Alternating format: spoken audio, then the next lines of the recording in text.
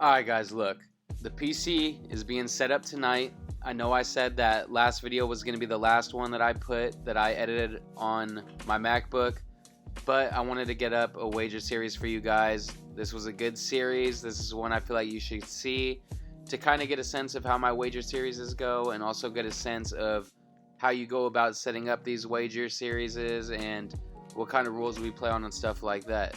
So in this series, I was taking on It's J-Rod 16. He's a great player. He's a top 10 player lifetime this year. As you can see, we do legend hitting difficulty, legend pitching difficulty. We do all the ejections and injuries and stuff that could get our players out of the game off. And we make sure that the umpires have perfect strike calls and all close plays are turned off. Obviously, guess pitch is turned off too, and so are balks. So basically what we're looking at in this video is the number 2 player, which is I, going against who was at the time the number 8 player, It's J-Rod, for $500. So I mean, this is a good series with good players with $500 on the line. There's not much more you can ask for, man. So let's get down to the highlights. So for game 1 of our best of 3 series, we got Kershaw versus Kershaw. It's a pretty good matchup. I mean, you can't ask for much better. You got two of the best pitchers in the game going against each other. Neither one of us gets an advantage, so I guess that's fair for that first game. So we got a lefty-lefty matchup to start it off. We got Kershaw versus Gwynn, so it's a good time to just fill him out and kind of give up a leadoff tank right away. So immediately we're not feeling too good, obviously, because he hits an absolute bomb to start it off. So we're going to just try to bounce back and get a good and then we fuck up again. So right out the gates, we're down 1 with a man on second and no outs. Against a guy like this who hits really well, it's just not a good start, man. I got my ace on the mound, I'm trying to pitch well, and immediately I'm just getting myself into holes. And it's just not a good thing to do when you got $500 on the line. It's definitely not what you want to see. And immediately we give up another hit, and he is threatening. He has a man on first and third with no outs. He already hit a solo jack. I mean, it can't get much worse of a start from here, you know what I mean? And we're trying to get our pitches, we're trying to dot. He's having a good eye, he's swinging the bat well. It's just not a situation where we're feeling confident. Now we have to face Frank Thomas. We got a lefty on the mound, and it could have been worse, but he still gets a run in. So now he has a man on first, he has 1 out, and he's up 2-0. Now here we got a lefty-lefty matchup against Duke Snyder. We're throwing a slider, and we get the ground ball to Frank, tags first, throws to second, gets the double play. Really clutch play, really heads up by me. You know, that's what happens when you got a 200 IQ. No, I'm just playing. But we get out of the inning, and we limit it to 2. Could have been worse, could have been a lot better though. Now we got to start off by hitting. So we got 1 out in the inning. We got out with Ricky Henderson to lead off the inning. We're facing Kershaw, and we hit an absolute fucking moonshot with Roberto Alomar. The guy's an absolute stud. Against lefties, against righties, it doesn't matter. He gets the job done. And quickly we cut the lead down to 1. Now a nice little home run shook his confidence a little bit. We're going to try to follow it up, keep some damage going with Willie Mays, and we rope one to left center. That's going to be extra base hits, obviously. It would have been nice to get a triple with the 92 speed, but unfortunately we only get a double out of it. But it's still good. We got a runner in scoring position, less than 2 outs. It's time to make something happen. We get the second out, but we get the runner the third. Now we have Frank up against Kershaw. We got 2 outs. We got to make something happen. We need a hit in order to score the runner. And Frank Thomas, being as clutch as usual, gets the run in with a nice knock to left. And now we're looking at a brand new ball game, tie game, and we're going to try to keep it rolling. Now we definitely got a tough matchup here. Tony Gwynn versus Kershaw. Did we go? No, we did not. We held up. And we got to try to make something happen. It's going to have to be a gap or a home run in order to score Frank, but anything helps. And we actually hit our gapper, lefty-lefty crime. We're going to try to get Frank in, and we easily will. Tony Gwynn coming through it with the clutch gapper against Kershaw. And just like that, we got the lead. Now we got Hornsby up, and all we need is a base knock to score Gwynn. He has very good speed, so we're just trying to find a good pitch to hit. And we get a low outside changeup, and we know that's going to be good, and we know that's going to be gone. We're up 5-2 now after starting 2-0 in his favor. This inning's going good. We're messing up Kershaw. We're messing up his confidence. We're probably going to make it where it's a bullpen game early. We get another base knock for the cherry on top, and we're just rolling this inning. We're putting ourselves in a really good situation to win this game. Fast forward to the bottom of the fourth. Not a lot of stuff's happened. There's been no scoring after two pretty high scoring first at-bats by us.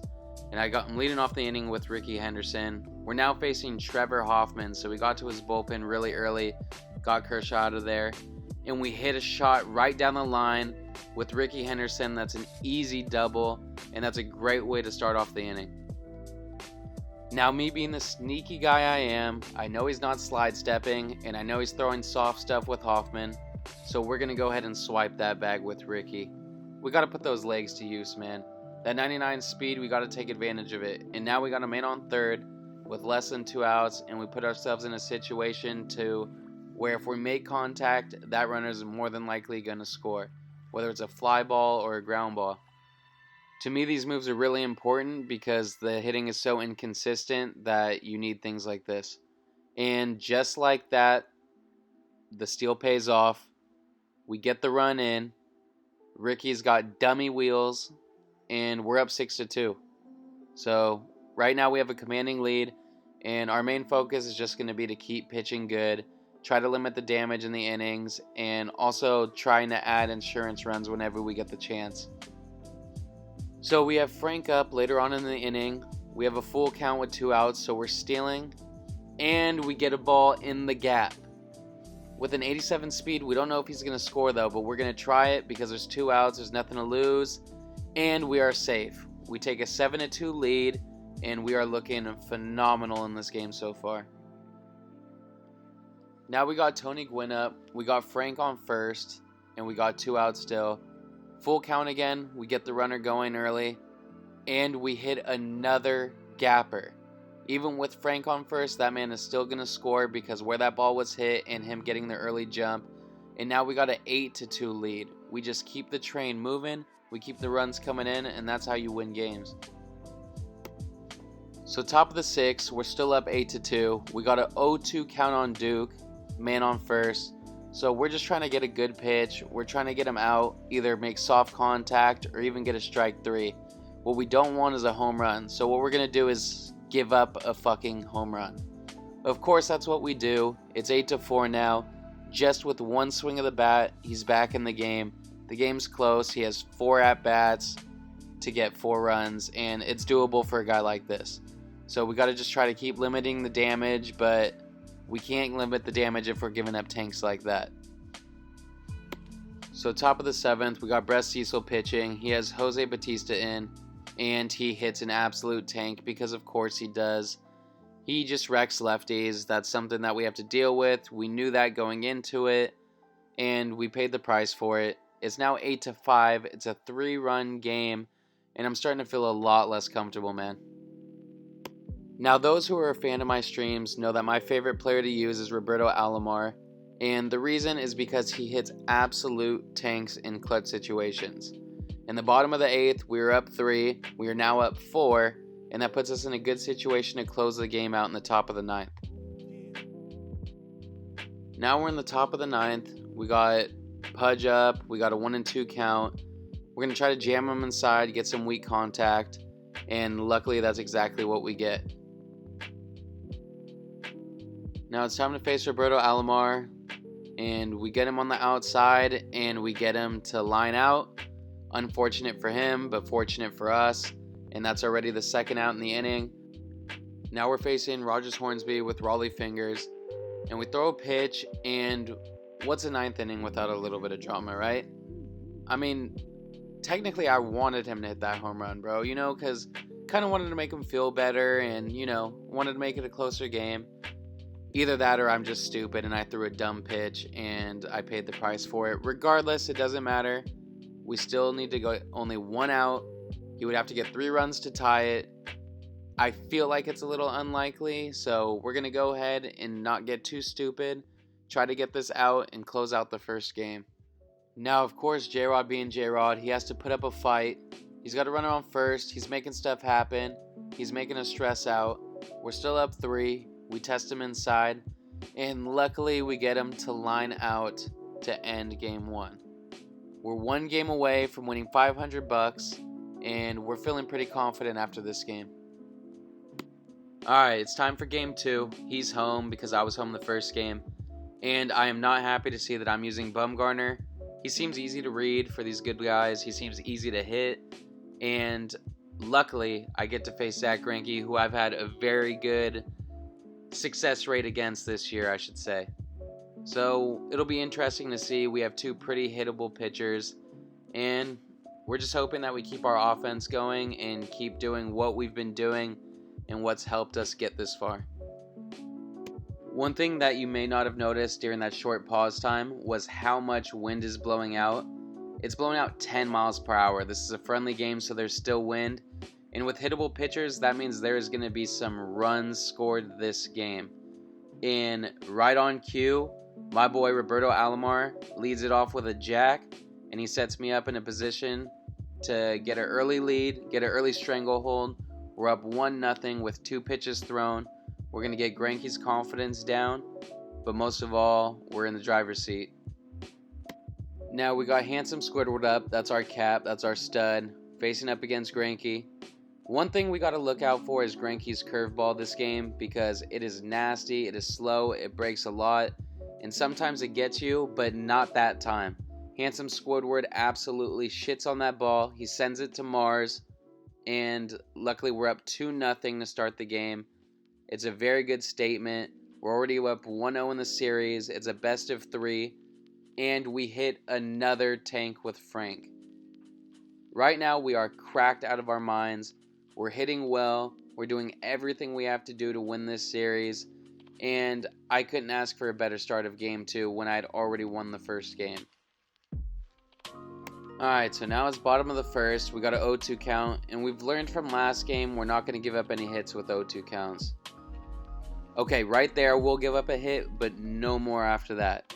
Tony Gwynn's a force. He gets the opposite field hit against Mad Bum to lead off the inning, and immediately he's putting himself in a situation to score.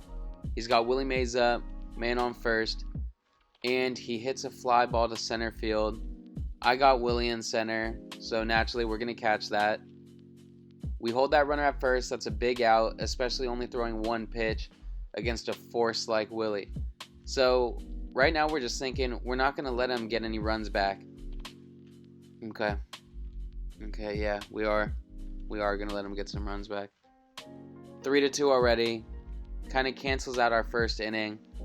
Wind's blowing out 10. We got to realize that this is the kind of game that we're going to have. And that's what we did realize. We get him to get jammed with Frank Thomas, which is a big out, big second out. Now there's 2 outs, nobody on. We're just going to try to limit the damage, not give up any hits, not give up any runs. We just want to get our bats going again. We want to get up, score some more, and put ourselves in a situation where we don't have to worry about these long balls that are going to happen because wind's blowing out 10 against a very hittable pitcher. We got Tony Gwynn up against Greinke. We got a 3-1 count, and we draw the walk. Maybe it has something to do with his confidence. I don't know what it is, but luckily we get the guy on first. We got Pudge up, and we keep in mind we have our pitcher up next. So we're trying to make something happen and move the runner over at least. We line the ball out. We line it to left, and the guy stays at first. Now, what we're trying not to do is ground into a double play with Bumgarner. We'd like to get a hit, but we're just trying not to ground into a double play. Instead, we're going to hit a big boy tank. We're going to hit it 9,000 feet. It's going to land on Pluto, and we are going to take a 5-2 lead. That's the one benefit that Bumgarner has. He may be hittable, but he sure makes every other pitcher he faces hittable because he hits tanks. Right on cue, Alomar comes up, hits his second yak of the game. Right now we're hitting big boy yaks all over the field, and we're making Greinke have a very miserable outing. We love that. We hate Greinke. He used to be a Dodger. We'll save that for another day. But for now, we're up 6-2 in our $500 game. Alright, later on in the second, we got Handsome Squidward up. And he says, "Hey Roberto, you know what's better than one double dong? I think 2 double dongs is better." He hits a tank. Everybody's hitting tanks. Oprah comes, says, "You can have one, you can have one, you can have one." They're all dicking on balls, and we're up 7-2. Now we're in the bottom of the third, 3-0 count, man on second, no outs. And he swings at 3-0. We weren't expecting that. I was trying to do a little get me over strike, and we can't make the play at the wall. He has a man on second and third with less than 2 outs. We got to somehow find a way to limit this damage. Bumgarner's looking as hittable as usual. We got Eckersley coming in, and we're going to see if we can kind of get out of this jam unscathed. Unfortunately for us, he has his cap up. We're going to try to get him to make soft contact. Instead, he makes super hard contact, but right to our fielder, and he didn't tag up at third. I'm not sure what the hell happened there, besides us getting lucky. That's all I can say, man. We got lucky. We got out of it. We get the lucky double play that you'll rarely ever see, and there's a 0 in the box score, and that's all that matters. We still have a 5-run lead through 3, and we're looking to pile on some more runs. Alright, now we're in the bottom of the fourth. We still got Eck in. We're facing Duke Snyder with 1 out, and he gets an opposite field hit to left. Gets a runner on first, only 1 out. We don't want to give up any base runners, man, because a guy like this can hit a home run at any time. Luckily, we're facing Pudge. He usually stinks, and he gets one of those jammed blue pits. Oh, we hate to see it, but we have to deal with it. He has him in on first and second with 1 out, and he has the double dong master himself, Roberto Alomar, up. He's killed him when I'm using him. I'm hoping he doesn't return the favor for him and kill me right now. It's an 0-1 count. We throw a slider, and it gets past Pudge. Of course it does. Now he has 2 runners in scoring position again for the second inning in a row. There's less than 2 outs. All he has to do is make contact, and he's probably scoring a run. We got to find a way to try to get out of this undamaged. I'm thinking hopefully we can get him to jam, maybe pop something up, maybe get a strikeout. We're going to try him inside, try to get a swing and miss or a ground ball. We get the ground ball, and we gun it to home, and we get the out at home. Right now, we just feel like we're clicking on all cylinders. Defensively, pitching, offensively. Everything's just going smooth, man. And we get him to line out to right field. And Tony fucking Gwynn, bro. That's all I have to say, man. Like, the shit that happens in this game sometimes. That's the difference between it being 7-2 and it being 7-4. I mean, it's just unacceptable. That's supposed to be the third out. We're supposed to be up 5 still, and instead it's a whole new ball game. There's nothing we can do to get that back. I mean, the momentum just shifts completely. It's very unfortunate, but it's something we're just going to have to deal with. We're going to have to salve it out, and we still have to win this game. Alright, top of the 5th, we got Adam Dunn up, man on first and third. I think we know what happens next. Did you guess wrong? Because I would have. Adam Dunn strikes out. We leave the runner stranded on third. We need to try to get a hit now. It's not as easy as just making simple contact. We got to try to get a hit, or else these runners are going to be stranded. It's a wasted inning, and the momentum will continue to be on his side. Luckily, we get the bloop single. We'll take it as a repayment for that bullshit error in right field. Now it is 8-4. We're up 4 again, and we're feeling a little better about it, although it still isn't completely even because he scored 2 on that play, so we got to try to execute him right here.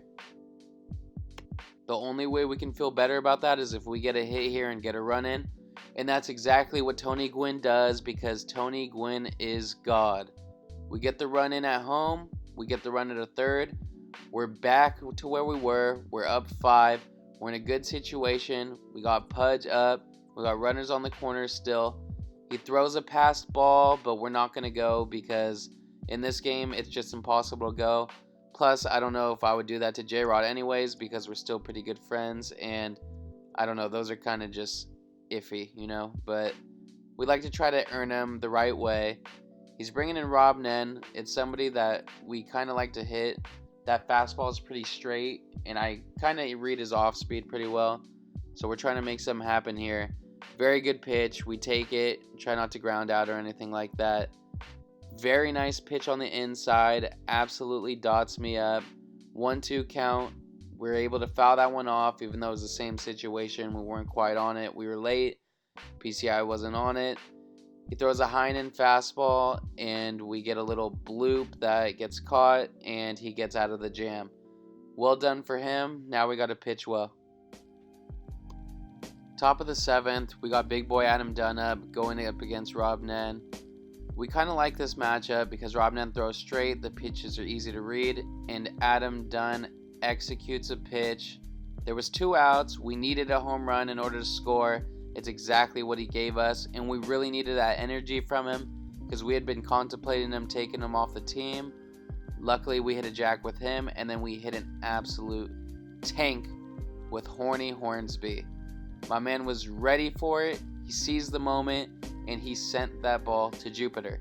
It's 11-4. We're looking good. We're up 7. He only has 3 more at-bats. I mean, you don't want to feel like you won, but I'm feeling confident at this point. Feels good. It's going to be really hard for him to get 7 on me. I've been pitching well, and I don't know. It just feels like we have the chokehold on this game. I'm ready to win my $500. I'm thinking about what I'm going to spend it on, and I'm hoping that this mentality doesn't cost me the game. Alright, fast forward to the bottom of the 9th. Luckily, there wasn't much action in the last 2 innings, and we get him to hit an absolute shot, but it's a line out, and we get 1 out in the bottom of the 9th, and things are looking good right now. Rolly Fingers has been doing good for us. We got Joey Gallo up with his new batting stance. We're going high and in, trying to get the 2nd out. We get him to pop out, and now we're feeling good. It's starting to feel a little more real. We have that $500 in our hand. He's probably not going to score 7 runs within 1 out, and that we're pretty confident about. So, overall, we're happy. We're excited. We feel like we earned it. I mean, we play well, no controversy, nothing really to be ashamed of. 2 good friends going at it. We get him to line out to left field for the 3rd out. Unfortunate, but that's how it goes. We get our $500 cash money, take it to the bank, and luckily we pull it off. GG's to It's JRod16. I'm going to have all his details in the description below. I'm going to have his Twitch, I'm going to have his YouTube, and I'm going to have his Twitter. The dude is great at the game. He's a very entertaining streamer. He's getting his YouTube started just like I am. We're working together to try to make this thing go good. And yeah, man, I mean, I'm looking forward to the future. You guys have been extremely motivating for me to make videos, to stream more. I mean, shit, I just spent $2,200 on a fucking PC just to get out good content for you guys. So I'm really trying on this thing, and you guys have helped a ton. Check him out. Check me out. Starting tonight. PC time, baby. Let's go.